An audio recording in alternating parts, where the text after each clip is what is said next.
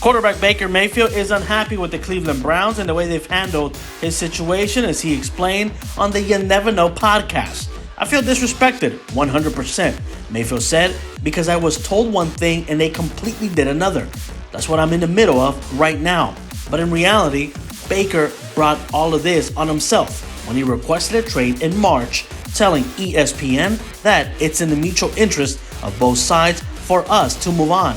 Cleveland has since traded for quarterback Deshaun Watson, but Mayfield still remains on the roster.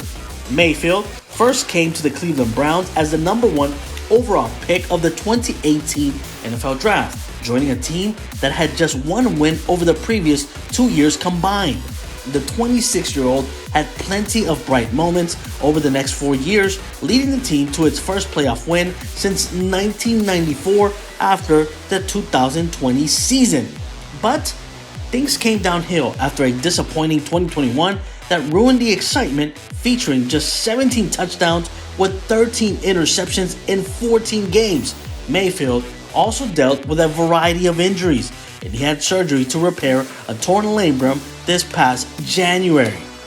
Though Baker Mayfield is seeking a fresh start to his career, he remains under contract with the Cleveland Browns with an $18 million cap hit for next season. But the Browns are using Baker as insurance depending on what happens with quarterback Deshaun Watson, who is currently facing 22 active civil lawsuits concerning sexual harassment and assault. Watson could still be suspended for several games if the NFL's active investigation finds that he violated the league's personal conduct policy. In that event, the Browns will want an experienced signal caller like Mayfield to take over and run the offense. But the 26-year-old does not seem happy at the prospect of staying in Cleveland. Despite his fractured relationship with the Browns and being outspoken about wanting out, he's still on the Cleveland Browns roster for this upcoming season.